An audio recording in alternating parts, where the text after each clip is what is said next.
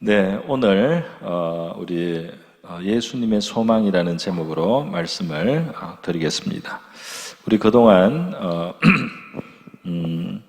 우리 부활 기념주일이 좀 늦춰지는 관계로 3주간 믿음, 소망, 사랑에 대한 주제로 말씀을 우리 나누고 있습니다. 믿음, 사랑, 소망.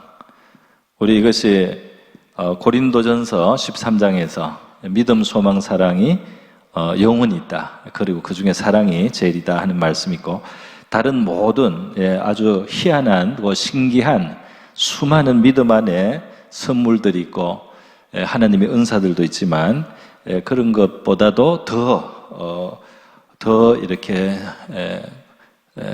근본적이고 더 중심이 되고 더 큰 그런 하나님의 선물들이라 할까요? 믿음의 덕들은 바로 믿음, 사랑, 소망이다 하는 것을 말씀했습니다.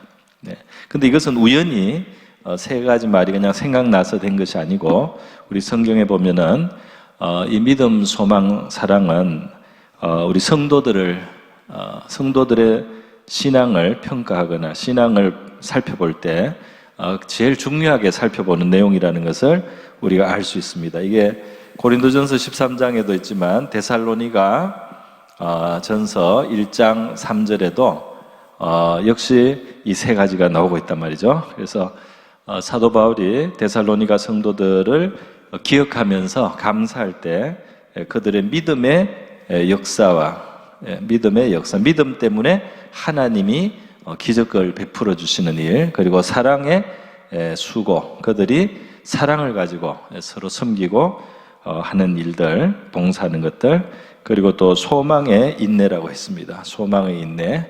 그래서 이 예수 그리스도 안에 있는 소망을 가지고 있기 때문에 그들이 어려움을 견딜 수 있는 힘을 이제 가지고 있다는 것에 대해서 하나님 앞에 끊임없이 그것을 기억하고 이제 감사한다는 내용이 나오고 있습니다. 그래서 제가 이 믿음, 사랑, 소망이 이렇게 세 개가 한꺼번에 나온 곳도 이렇게 있고 또 두 개씩 나오는 곳도 있다고 말씀을 드렸습니다. 그럼 이것이 그렇게 정말 중요한 것이라면 예수님의 생애 마지막 일주일, 종려주일, 예수님이 예루살렘에 입성하고 마지막 한 주를 예루살렘에서 보내실 때 그 한 주간에도 이것을 가르치셨는가? 이게 정말 중요한 것이라면 예수님이 이것을 가르치셨을 것이다. 그래야지 이것이 그만큼 중요한 것이라는 게 더 입증이 된다. 그러니까 한번 그거 찾아보자 했습니다. 그래서 믿음에 대해서 봤더니 우리 지지난 시간에 마태복음 21장이었습니까? 예수님께서 예루살렘 그 성에 나갔다 하시면서 그 무화과 나무를 잎사귀만 있고 열매를 맺지 않는 무화과 나무를 저주하셨는데 다시 맺지 못할 것이다. 열매를 맺지 못할 이제 그게 이루어지는 그런 기적이 있었어요. 그런데 예수님이 너희들도 이렇게 말을 했을 때 산이 바다로 던지는 그런 역사가 일어날 수 있고, 너희가 의심치 않고 하나님 앞에 믿음의 기도를 할 때 이런 기적이 일어난다 하는 것을 말씀하셨어요. 그러니까 예수님께서는 본인이 본을 보이신 거죠. 믿음의 발언이 하나님의 능력이 이 땅에 역사하게 한다는 것을 예수님이 본을 보이셨어요. 본을 보이시고 가르치신 겁니다. 그죠? 본을 보이고 가르치셨다고 해요. 그러면 사랑은 어떻습니까? 지난 시간에 요한복음 우리가 15장을 봤는데요.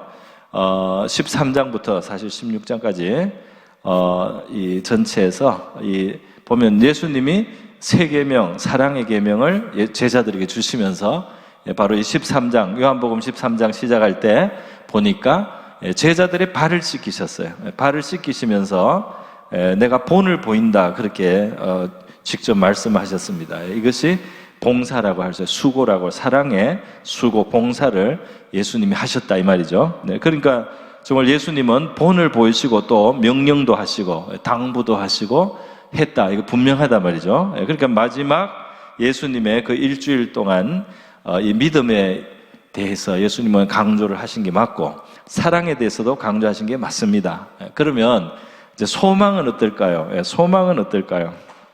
이제 이것이 문제인데요. 오늘 당연히 우리가 예상할 수 있는 바처럼 예수님은 이 소망에 대해서도 본을 보여주시고 또 가르치시기도 했을 것입니다. 그죠? 예, 그거를 찾아보겠습니다. 처음에 예수님이 소망에 대해서 무슨 말씀을 하셨는가? 그냥 찾으려고 하면 잘 안 보입니다. 잘 안 보여요. 소망에 대해서 무슨 말씀을 하셨나? 분명히 믿음에 대해서 또 사랑에 대해서 말할 때 소망에 대해서 무슨 말씀을 금방 찾으려고 하면 잘 안 보여요. 근데 잘 안 보이는 이유가 있습니다. 왜 그러냐면요, 너무 크게 있기 때문에 잘 안 보입니다. 다시 말해서 우리 꼬마들이 놀이터에 가서 내가 새를 그려놨으니까 새를 찾아봐라. 그래서 구석에 가서 여기도 뒤져보고 지금 새를 찾을 수가 없어요. 왜 그러냐면 놀이터에 꽉 차게 크게 새를 그려놨어. 이 놀이터 전체에다가 큰 새를 그려놔가지고 새 안에 있어요. 새 안에 있어가지고 이 새처럼 안 보여요. 근데 이게 전체가 놀이터 전체에 큰 새를 그려놓은 겁니다. 그것처럼 예수님의 지금 십자가를 지러 가는 이 마지막 이 과정 자체가, 이 전체가 소망의 행동입니다. 할렐루야? 아니에요?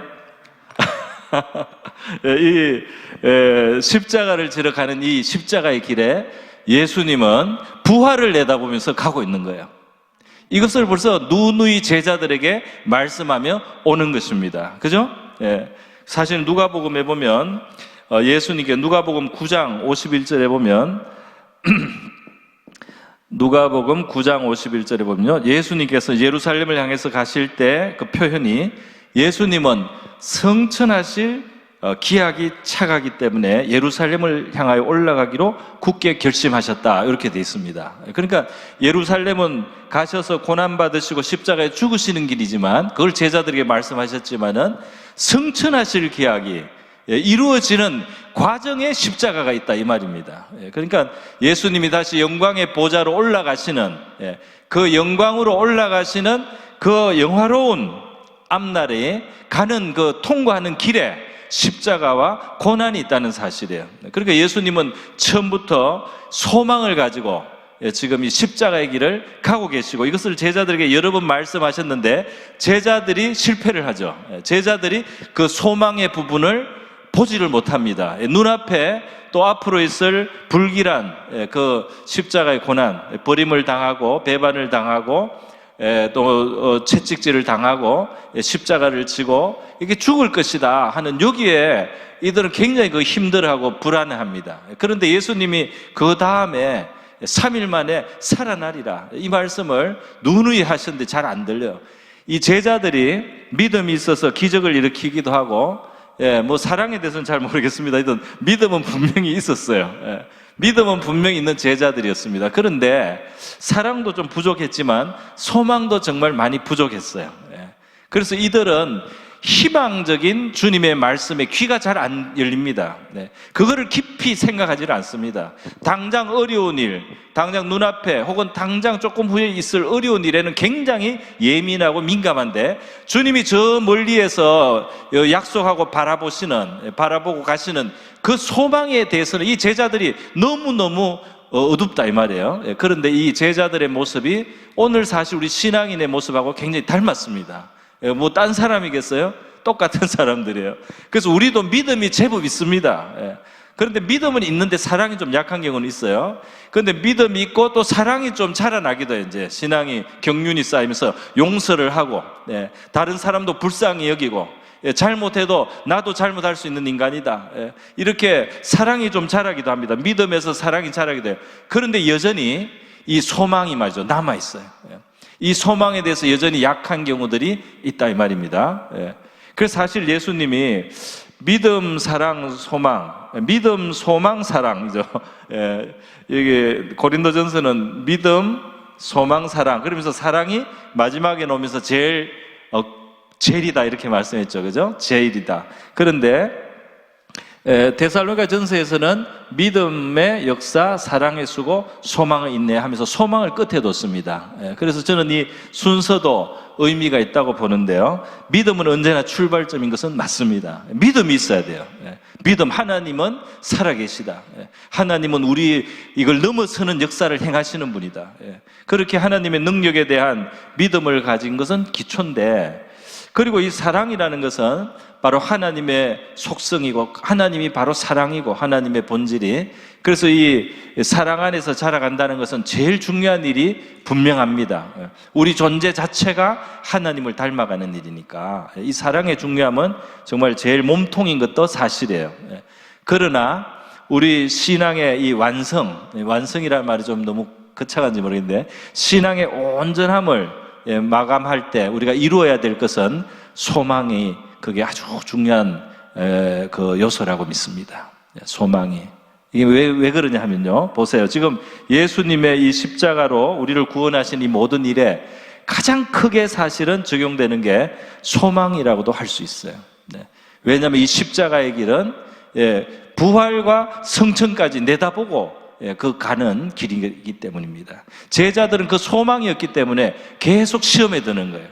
불안하고 무서워하고 배반하게 되는 거예요. 소망이 너무 약하다 이 말입니다. 제법 능력도 있고 제법 뭐가 있긴 있는데 소망에 있어서는 굉장히 약할 수 있다. 그래서 오늘 우리 성도들도 마찬가지라고 생각이 듭니다. 소망에 있어서 의외로 되게 약하다. 믿음과 소망 사실 비슷비슷한 것 같죠. 믿음과 소망의 차이를 한번 생각해 보겠습니다. 믿음도 하나님에 대한 또는 하나님의 능력에 대한 그런 어떤 신뢰라고 할 수 있겠죠. 그것을 인정하고 내 마음에 그것을 기억하고 거기에 기초해서 내가 액션을 취하기도 하고는 이 믿음이라고 할 수 있어요. 그런데 소망은 어떻게 다르냐? 소망은 어떻게 다르냐 하면, 소망이라는 말을 쓸 때는 바로 이 현재가 부정적인 상태를 전제를 합니다. 그냥 믿음이 아니에요. 지금 희망이 없어 보이는 좀 그런 모습, 지금 환난이 가득한 모습, 지금 불행이 에워싸이는 모습, 이런 것들이 많이 전제가 되어 있습니다. 그래서 지금 당장 하나님의 역사가 나타나지 않는 상태입니다. 그렇죠? 지금 당장 하나님의 어떤 능력이나 이런 것이 나타나요. 소리가 조금만 줄이면 좋겠네. 너무 커가지고. 그래서 하나님의 이 능력이 지금 나타나지 않고 지금 가는 길에서 고생 또는 고난, 환난, 시련 이런 것이 있는데 하나님에 대한 신뢰가 흔들리지 않는 것입니다. 흔들리지 않고 능력이 있으시고 지혜롭고 선하신 하나님을 계속 그대로 믿고 있어요. 그대로 믿기 때문에 그래서 그 미래에 지금 당장 이렇게 어려움이 있지만 내가 그 계속 지혜롭고 선하시고 능하신 하나님을 계속 믿고 바라면서 이 결과에 아름답고 좋은 결과가 준비되어 있고 약속되어 있다는 것을 흔들리지 않고 믿을 수 있는 것이 소망이라고 할 수 있습니다. 그렇지 않습니까? 그러니까 이 믿음이 더 성숙해진 형태라고도 할 수 있고 더 깊어진 형태라고도 할 수가 있습니다. 이 믿음은 반드시 시련을 전제로 하는 건 아니잖아요. 고난과 고통 속에 에워싸여 있는 것은 아니잖아요. 믿음은 당장. 그러나 이 소망을 말할 때는 지금 견뎌야 되고 참아야 되는 어려움이 있는데 하나님에 대한 신뢰가 사라지지 않고 있는 겁니다. 그리고 그 하나님에 대한 신뢰 때문에 미래에 대해서도 좋은 결과와 좋은 그 열매를 만드실 하나님을 기대하고 있기 때문에 낙심하지 않고 있는 그런 신앙의 자세에 우리가 소망이라는 이름을 주게 되는 거죠. 그렇지 않습니까? 자, 그래서요, 이 예수님의 모습을 보니까 예수님께서는 오늘 이 본문에서도 여러분이 보면 지금 이 십자가 앞두고 성찬식을 하시면서 이 내 몸을 먹어라, 내 살을 마셔라, 이렇게 내 피를 마셔라 이렇게 했을 때 이건 십자가의 죽음인데, 그런데 이 십자가의 죽음을 말씀하는데도 보니까 29절에 보니까 내 아버지의 나라에서 새 것으로 너희와 함께 마시는 날까지 이렇게 말씀하셨습니다. 그래 다시는 그날까지는 내가 먹지 않겠다. 다시 말해서 천국에서 나중에 천국 포도주로 너희들과 잔치를 할 때까지 내가 근신하고 너희의 구원을 이루는 역사를 하겠다. 성천하셔서도 예수님은 이 천국의 낙을 누리시지 않고 근신하고 있습니다. 왜냐하면 구원이 완성되지 않았기 때문에 지상에서. 그래서 예수님께서 하나님 아버지의 나라에서 마시는 그 시간을 바라보고 있다면 십자가가 지금 앞에 있는데도 그걸 보고 있습니다. 또 오늘 31절에 예수님이 제자들에게 오늘 밤에 너희가 다 나를 버리고 이렇게 하는데 목자를 치리니 양이 흩어지라는 말씀이 이제 이루어질 것이다 이렇게 말씀했어요. 그러나 예수님께서 이렇게 버림을 받고 체포되고 이렇게 할 거지만 뭐라고 했습니까? 32절에 그러나 내가 살아난 후에라고 돼 있죠. 그러나 내가 살아난 후에 너희보다 먼저 갈릴리로 가리라. 그러니까 너희가 나를 버리고 나는 죽게 되겠지만 십자가에 처형되겠지만 내가 살아날 거다. 내가 살아나고 그리고 갈릴리에서 우리가 다시 만나게 될 것이다. 내가 먼저 가서 기다리고 있을게 하고 예수님이 지금 부활해서 갈릴리로 가실 것을 말했고 그 앞에서는 하나님의 나라에서 포도주를 마시고 제자들과 천국에 잔치하실 날까지 말씀을 하신 겁니다. 십자가를 앞두고 있는데 그렇게 말씀하셨다 이 말이에요. 그것이 중요하다는 겁니다. 자, 그래서 예수님께서 사실 예수님이 걸어온 이 발자취를 이렇게 보면 예수님은 계속 이 앞과 미래를 바라보실 때 이 어려움을 통과하지만은 또는 어떤 죽음을 통과하지만은 그 위에 있는 부활이나 열매가 풍성한 것에 대해서 계속 말씀하시고 해왔습니다. 그죠? 우리 요한복음 12장에 보면 예수님이 이 그리스 사람들이 헬라 사람들이 찾아왔을 때 인자가 영광을 받을 때가 왔다 그러면서 한 알의 밀알이 땅에 떨어져 죽으면 많은 열매를 맺게 된다. 그러면서 본인이죠, 사실 예수님 자신이 떨어져 죽는 한 알의 밀알처럼 될 것이지만 그러나 그것 때문에 많은 열매가 맺어질 것이다. 구원의 열매가 맺어지고 예수님의 제자들이 온 세계에 나오게 되고 그리고 예수님도 다시 영광스러운 부활을 하게 될 것이고 그 예수님이 내가 땅에서 들리면 많은 사람들을 내게로 이끌겠노라. 들린다는 것은 십자가를 말하는 건데요. 십자가를 말하면서도 항상 그것으로 말미암아 오게 될 좋은 일들을 예수님은 말씀을 해오셨다는 겁니다. 예수님이 요한복음 16장에 이제 제자들과 최후의 만찬할 때 사랑에 대해서 가르치시고 또 섬김에 대해서 가르쳤다고 그랬어요. 그리고 또 하나 주제가 더 있었는데요. 지난 시간에 제가 말씀드렸습니다. 성령에 대해서도 말씀했어요. 그죠? 성령, 보혜사 성령이 오실 것이다. 예수님은 자기가 있는 동안에 제자들이 충분히 성숙하지 않아 보였어요. 예수님의 뜻을 잘 몰라요. 예수님은 3년간 이 제자들에게 능력도 주시고 또 많은 것을 가르치시고 또 제자들 좀 뭔가 하기도 했습니다. 사실 상당히 하기도 하고 했지만 그러나 아직도 부족하고 예수님의 마음과 본심을 헤아리는 데는 굉장히 턱없이 미숙한 상태예요. 그런데 예수님은 그것 때문에 낙심하지 않습니다. 왜냐? 내가 하는 일은 여기까지.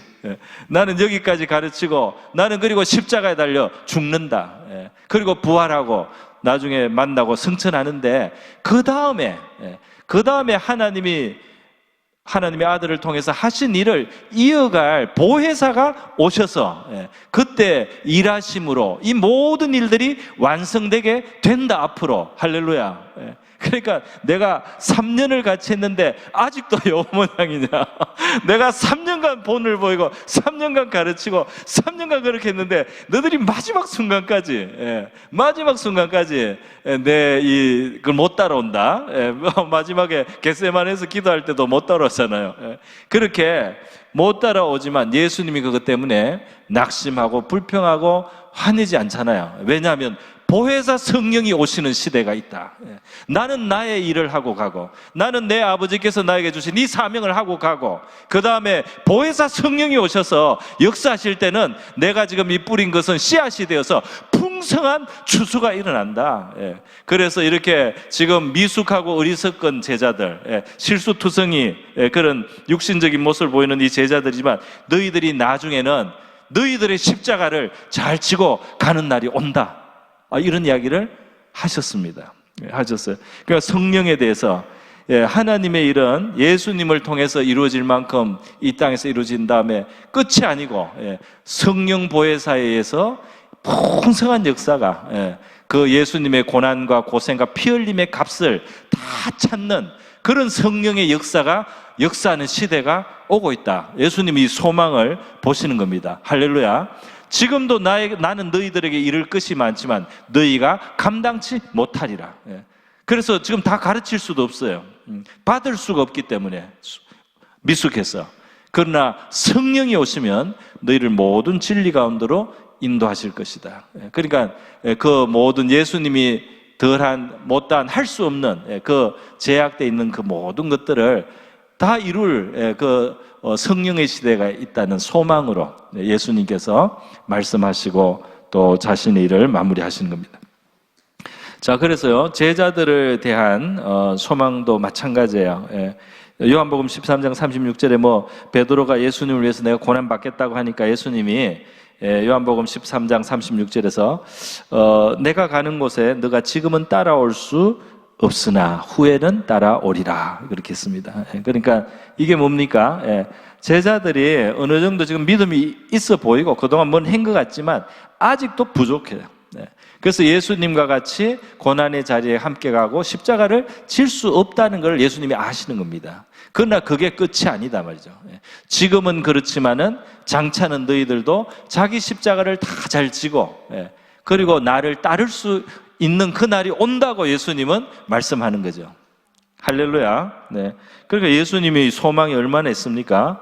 성령에 대한 소망, 제자들에 대한 소망, 또 복음의 미래에 대한 소망도 있어요. 복음의 미래에 대한 소망이 뭡니까? 요한복음 17장에서 예수님이 이제 기도해요. 제자들 가르치고 나서 기도할 때 뭐라고 하느냐면, 내가 지금 이러한 기도를 하는 것은 이 사람들만 위한 것이 아니요, 이들을 통해서 나를 믿을 자들을 위하여도 기도합니다. 아버지요, 이렇게 기도를 해요. 그러니까 예수님은 지금 이렇게 미숙한 제자들을 섬기고 가르치고 이렇게 하면서도 장차 이들을 통해서 예수님을 믿게 될 많은 세대, 수많은 사람들이 오고 오는 세대에 예수님의 제자가 될 것을 바라보고 있습니다.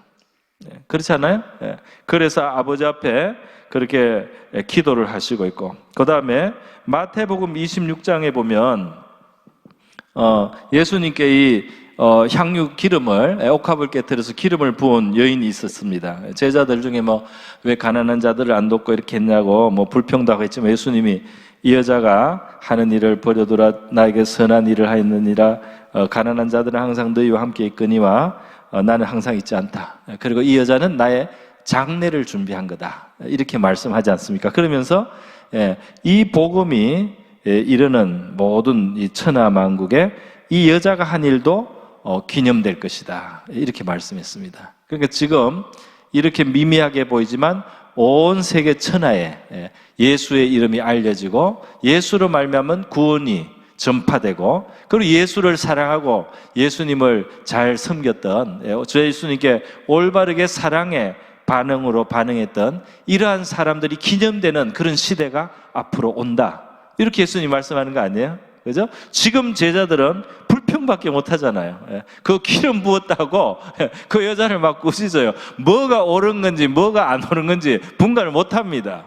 뭐가 지금 적절한 건지 안 적절한지를 알지를 못해요. 그런데 예수님께서는 그러나 온 천하에 이 복음이 전거되고 이 여자가 한 일을 칭송하고, 예수 믿으면 이와 같이 예수님께 반응을 하고 예수님께 화답하면서 삶을 헌신하는 이러한 일들이 얼마나 아름다운지를 온 세계가 인정하고 이야기하게 되는 그런 날이 온다, 이렇게 예수님이 말씀하시는 겁니다. 그죠? 그러니까 예수님은 이 상황에 비해서 미숙한 제자들, 예수님의 뜻을 알지 못하는 제자들, 여전히 다투는 제자들, 여전히 십자가는 무서워하고 소망에 대해서 받아들이지도 못하는 이런 제자들과 함께 했지만 예수님 자신에게는 소망이 분명한 줄을 믿습니다. 성경에서 예수님이 얼마나 분명한 소망을 가지고 가시는지를 우리가 알 수 있다 이 말이에요. 그죠? 네. 뿐만 아니라 예수님께서는 감람산에서 이 성전이 장차 무너질 것도 이 마지막 7일 중에 말씀하셨어요. 그래서 제자들은 성전이 화려하니까 대단하다고 예수님 한번 보라고 이렇게 멋지다고 헤롯 대왕이 돈을 많이 써가지고 스룹바벨 요수아 그때 지었던 이 성전을 더 크게 확장시켜 놓고 더 대단하게 꾸며놨다고 한번 보시라고 막 이렇게 들떴는데 예수님이 성전 무너질 거를 말씀하시죠. 그러면서 마지막 이 세상이 끝나는 날까지 다 말씀하십니다. 그러면서 마지막 날에 인자가 영광을 가지고 오게 될 것이다. 내가 영광의 주로 심판의 주로 다시 이 세상을 오는 날이 온다. 이런 말씀을 예수님이 그때 해주시는 겁니다. 그리고 예수님께서는 미래를 바라보시는 거예요. 지금은 가야 될 길은 십자가인데 미래에 완전히 왕 중의 왕이고 온 세계 심판의 주님으로 오시는 그날까지 다 바라보고 계신 겁니다. 그러니까 예수님이야말로 바로 이 예수님의 이 사역과 또 마지막 그 고난의 이 길, 이 모든 것에서는 그 모든 기초가 뭐냐면 소망이 있습니다. 할렐루야. 예수님이 우리를 향한 사랑에서 그 모든 또 고난을 받으셨다. 우리 이렇게 그렇게도 우리가 볼 수 있지만 동시에 예수님이 십자가의 길을 가는 데 있어서 정말 이 소망이라고 하는 것은 그 미래에 대해서 지금 당장 정말 불에 뛰어드는 것 같고 지옥의 불에 뛰어드는 것 같은 그런 상황이에요. 그런데도 불구하고 그 뒤에 있는 확실한 영광, 확실한 열매, 확실한 보상을 예수님이 다 바라보고 계시다 이 말입니다. 그러면서 제자들에게 자꾸 말씀을 하시는 거예요. 그러니까 우리 신앙생활을 하면서 우리 성도들이 낙심하지 않습니까? 어려움이 좀 길어지거나 너무 답답한 일이 생기거나 너무 너무 사람들이 자기를 이해 못 해주거나 너무 하여튼 답답한 일이 생기면 괴로워하고 힘들어해요. 그죠? 왜 괴로워하고 힘들어하느냐? 믿음도 있는데 믿음도 있고 또 사랑도 배워가고 있고 한데 왜 괴로워하느냐? 환경이 어렵고 지금 현실이 어려울 때도 선하고 지혜롭고 전능하신 하나님께서 나와 함께 하시면서 나와 함께 그의 뜻을 이루고 있다는 그러한 확신을 가지고 미래에 대해서 하나님이 하실 선한 일을 바라보고 지금 당장 도움은 안 나타나는 것 같아도 지금 당장 이 고난을 받아야 될 이유가 있기 때문에 고난을 받고 지금 당장은 이 시련을 통과해야 될 이유가 있기 때문에 통과해야 되지만 그 끝이 아름답게 될 것이라는 이 하나님에 대한 신뢰에서 나오는 소망이 있어야 되는데 말이죠. 이 소망에 있어서 우리가 약하다 이 말이에요. 그래서 불평도 하고 원망도 하는 겁니다. 그러니까 이 소망이 있으면 당장 소망의 특징이 그거잖아요. 소망의 반대말은 낙심이나 절망 아니겠습니까? 그러니까 우리가 낙심이나 절망을 할 때 우리에게 뭐가 부족해요? 우리 신앙에서 뭐가 부족해요? 소망을 갖는 태도가 부족한 거죠. 하나님을 믿는다고 하지만 사실은 상당히 흔들려요. 현실이 어려우면 상당히 흔들려요. 소망이 견고하지 못하다 이 말이에요. 그래서 여기에 낙심하고 절망하니까 여기서 뭐가 나옵니까? 불평이 나오죠. 불평과 원망이 나오게 됩니다.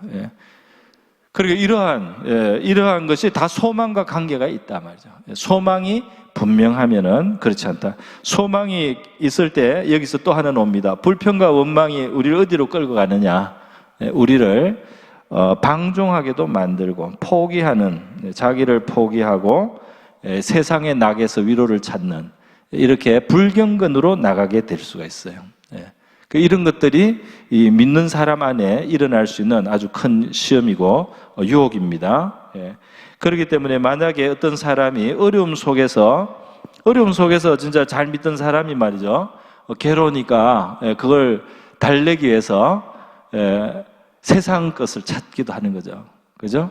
믿다가 술을 찾는 사람도 있고, 그러다가 세상 어떤 쾌락을 찾아가서 그걸로 좀 낙을 삼기도 하고, 또 내가 이렇게 경건하게 사는 게 무슨 소용이 있나, 내가 이렇게 하나님 열심히 믿는 게 무슨 소용이 있나, 이렇게 하면서 신앙이 퇴보하기도 한단 말이에요.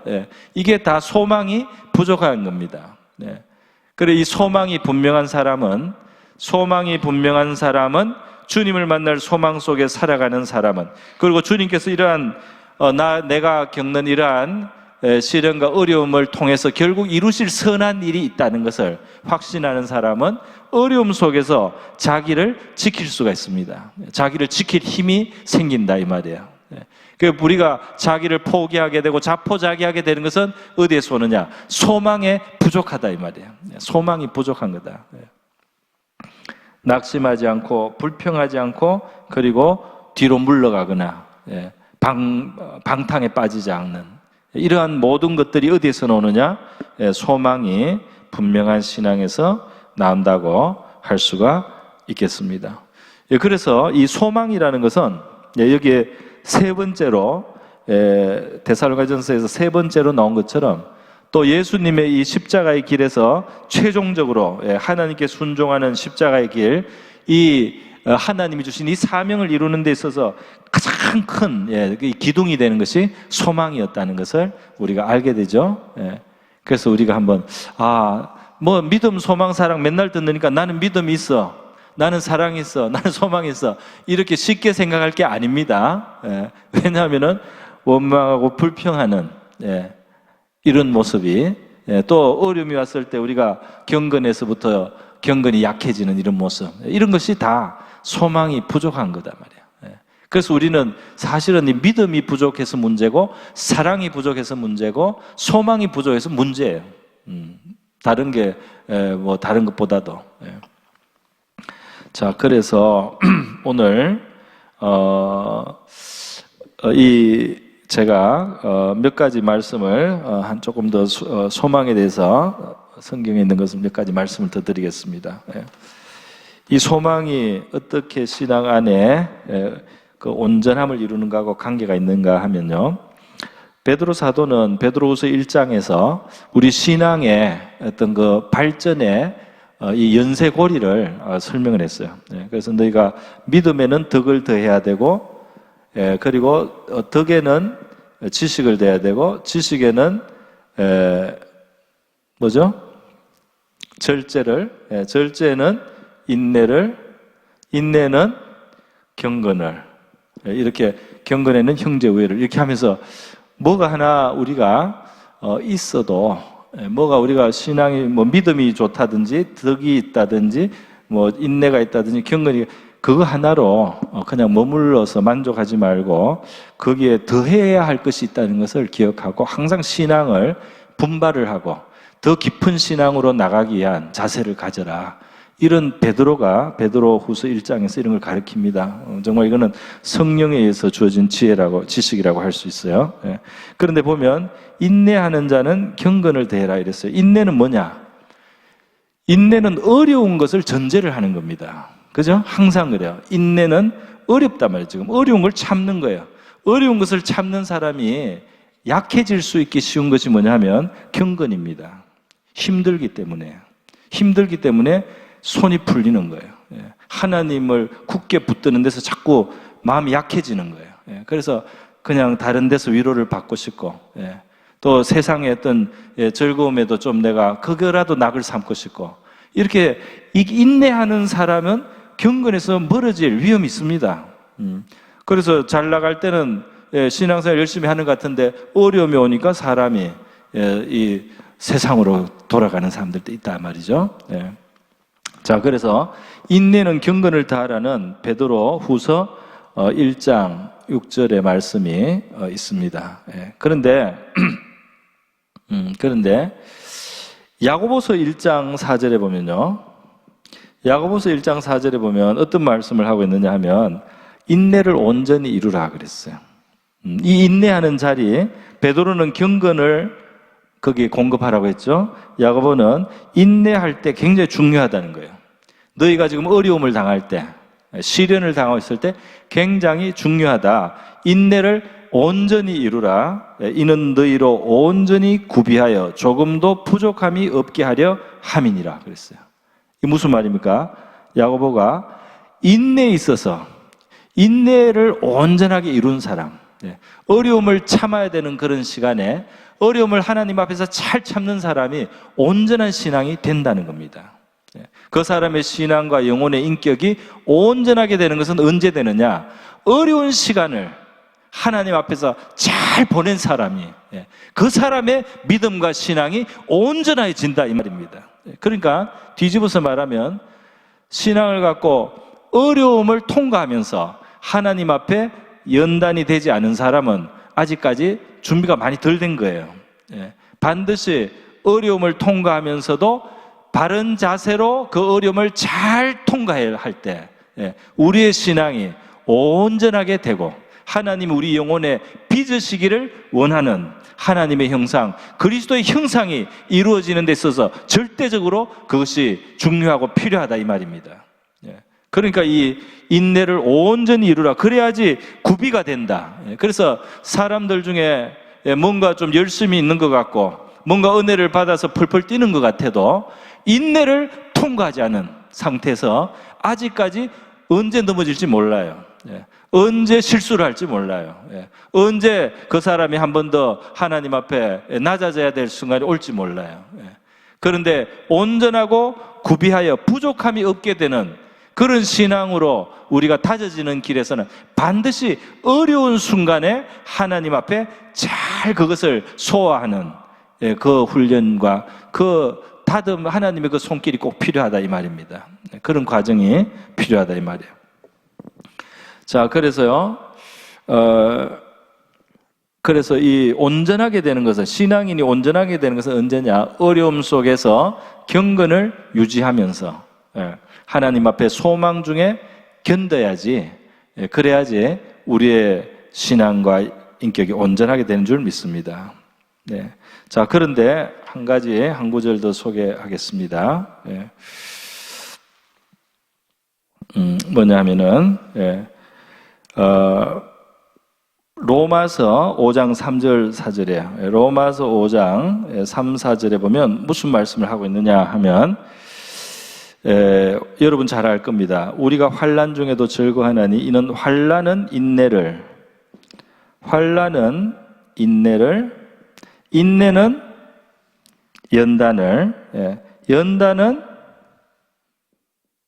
소망을, 연단은 소망을 이루는 줄 알미로라 그랬어요.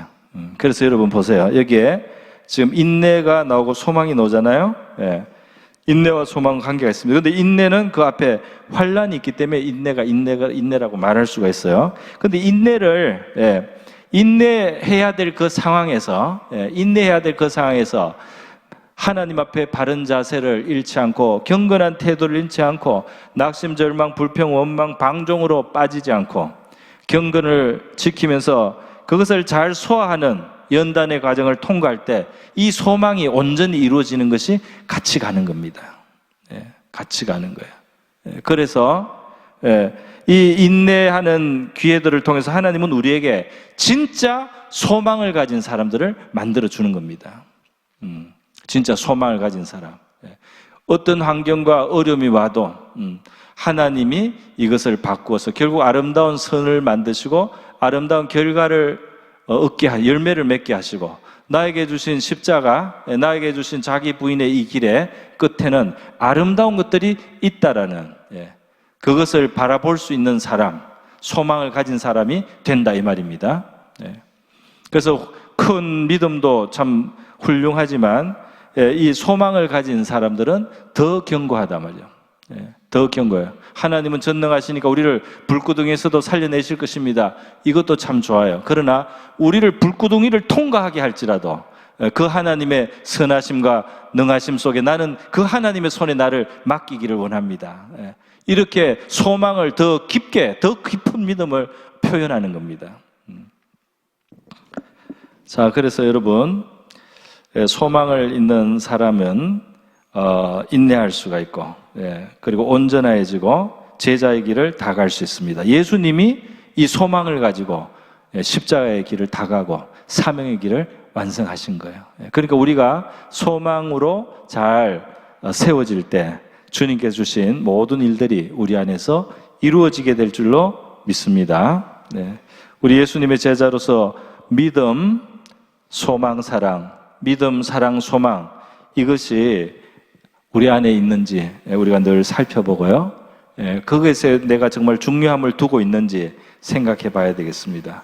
특별히 시련과 환난과 내가 괴롭고 어려운 바로 그런 상황 속에서, 그런 환경을 만났을 때 소망에 대해서, 내가 하나님의 선하심과 지혜로움에 대해서 정말 얼마나 신뢰하고 있는가. 하나님은 자기를 부인하고 순종하는 자들에게 어떠한 선을 준비하신 하나님과 거기에 대한 나의 신뢰가 어떻게 있는가에 대해서 우리 스스로를 돌아봐야 될 줄 믿습니다. 그런데 여러분, 이 소망이라고 하는 것은요, 성경에 보니까 이것만 말씀하고 마치겠습니다. 이 소망이라고 하는 것은 언제부터 출발되느냐? 이 소망은 예수 그리스도를 신약 성경에는 우리의 소망이라는 말을 여러 번 했어요. 그런데 우리는 이 소망을 가질 자격이 언제 있느냐, 언제 가지냐 하면 베드로전서 1장 3절에 있습니다.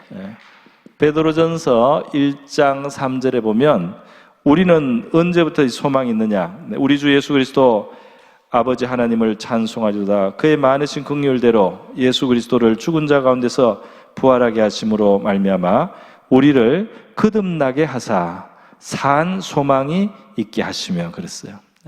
그래서 거듭난 자에게 이 소망이 있습니다.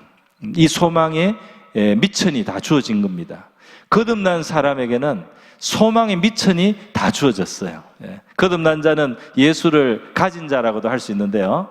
그래서 소망이신 예수를 가진 자죠. 그래서 하나님 앞에 거듭난 사람, 성령으로 거듭난 사람, 하늘에 등록되고 하늘에 속하고 하나님의 나라에 소속된 사람은 사실 근본적으로 소망이 있잖아요. 이 땅의 삶이 지나가고 영원한 세계에 대해서 하나님께서 그 생명을 이미 예비해 놓으셨잖아요. 그 소망이 있는 겁니다. 그럼에도 불구하고 우리가 살아가면서 겪는 어려움, 광야를 통과하면서 말이죠. 가나안에서 나보다 힘센 적들과 싸워야 되는 그런 상황을 당할 때마다 이스라엘 백성들은 하나님이 약속의 땅을 다 준비하고 함께 해주시기로 다 약속했고 또 실제로 일이 닥치면은 행하여 주시는 하나님을 함께 모시고 있으면서도 광야에서는 광야에서 불평하고 가나안에는 가나안에서 불평하지 않습니까? 그들이 소망을 배우지 못한 거예요. 소망을 배우지 못한 거예요. 그래서 눈앞에 있는 것 때문에 좌우되는, 바로 이것이 소망이 없다 이 말입니다. 소망이 있다는 것은 뭐냐면 눈앞에 있는 것으로 좌우되지 않는다 이 말입니다. 눈앞에 있는 것으로 흔들리지 않는 바로 이 신앙의 자세를 갖는 것, 이게 소망이고, 하나님은 눈앞에 있는 것보다 보이지 않는 하나님을 더 의식해서 흔들리지 않는 고백을 하는 이 사람들을 통해서 영광을 받으시고 또 그들을 사용하셔서 하나님의 뜻을 이루시게 되는 것입니다. 예수님이 바로 그러했던 것처럼요. 자, 그래요. 말씀을 맺겠습니다. 이 소망을 가졌을 때, 이 세상의 사람들이 그리스도인들에게 끌리게 돼 있어요. 베드로전서 3장 15절이죠. 베드로전서 3장 15절에 세상 사람들이 너희 속에 있는 소망에 관한 이유를 물을 때 대답할 말을 항상 준비하라. 이렇게 말씀하고 있습니다. 너희가 마음속에 그리스도를 주로 삼아서 거룩하게 하고 너희의 소망에 대해서 사람들이 묻게 될 때 그 대답을 잘해서 전도를 하라 이 말입니다. 그러니까 뭐냐면 이 세상 사람들이 그리스도인을 보고 정말 감탄을 하고 그리고 마음을 열고 이 진리에 대해서 궁금해서 물어보게 되는 그날, 그게 언제 이루어지느냐. 우리 성도들이 눈앞에 보이는 환경과 형편이 어려움과 곤란에 있고 시련에 있는데도 불구하고 소망을 가진 사람으로서의 그것이 그들에게 보일 때, 우리에게 보일 때, 불평과 원망이 아닌 감사와 찬송이 있고 희망을 갖고 살아가는 사람으로 세상에 보였을 때 세상은 궁금해하게 된다 이 말입니다. 궁금해하게 돼요. 예. 왜 당신은 이런 때도, 예. 왜 이럴 때도 당신은 노래할 수 있습니까? 왜 기뻐할 수 있습니까? 왜 이럴 때도 다른 사람을 배려해 줄 수 있습니까? 왜 이렇게 이런 어려움 속에서도 당신은 늘 밝은 얼굴을 하고 있습니까? 예. 이렇게 그 소망에 대해서 묻게 된다 이 말입니다. 할렐루야. 예. 우리 성도들의 믿음의 모습이 주님께서 우리 또 사도 바울을 통해서 이렇게 정리를 해주셨는데요. 믿음, 사랑, 소망. 예수님의 그 마지막 일주일, 그 십자가의 길, 버림을 받으면서도 또 이해받지 못하면서도 억울한 일을 당하면서도 그것을 다 가서 십자가까지 다 통과할 수 있는 그 바로 전체가 예수님이 가지신 소망에 의한 것이다.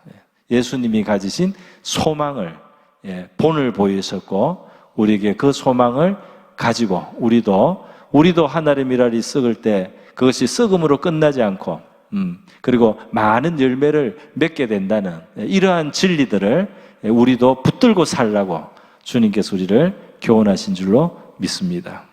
네.